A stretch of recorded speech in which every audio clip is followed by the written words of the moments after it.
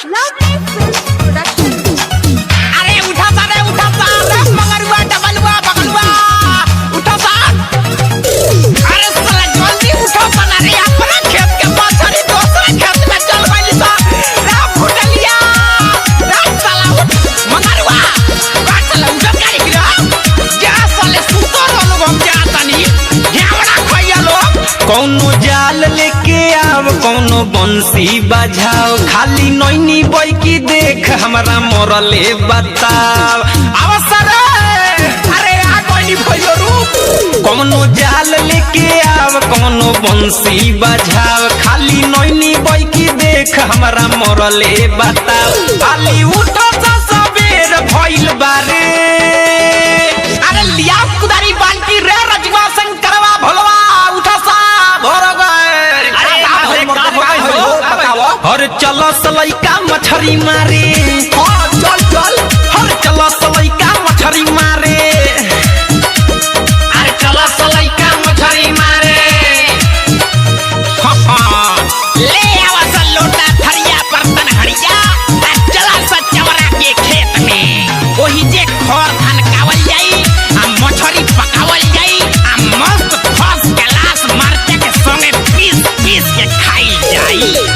ले चल कढ़ाई ओही जे खेत में तराई दिन भर चावल जाई चिउराया लाई।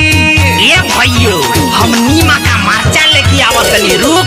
ले चल कढ़ाई ओही जे खेत में तराई दिन भर चावल जाई चिउराया लाई।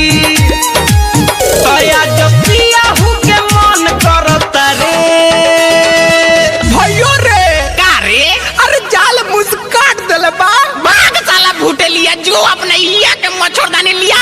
हर चला सलैका मछरी मारे अरे चला सलैका मछरी मारे हर चला सलैका मछरी मारे।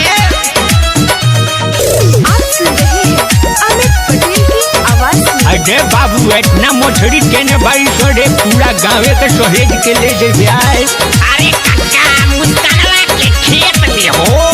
म्यूजिक बाय गौरव रोशन। चलो सफे गल जाओ गड़हा में जाल रे कहिया ले खाइल जाई सब्जिया दाल रे। अरे अब वो रूप न बुद्धे बुटेलिया मच्छरदानी कोई को। चलो सफे गल जाओ गड़हा में जाल रे कहिया ले खाइल जाई सब्जिया दाल रे। तो अभी लोग सारा सुतले ही बाड़े।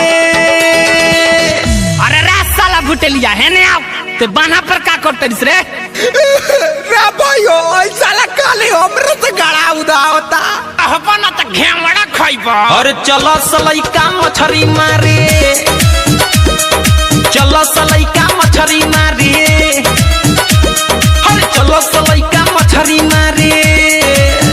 कौनो जाल लेके आव कौनो बंसी बजाव खाली नैनी बोई की देख हमरा मोरले बताओ खाली उठो सा सबेर भइल बारे। भाइयो रे होय देखना गरई पकड़ ले बानी फूफ काढ़ता हो अच्छा तोर हो रे। अरे साला फेंक जल्दी साफ हो। और चलो सलैका मछरी मारे हाँ चल चल हर चलो सलैका मछरी मारे।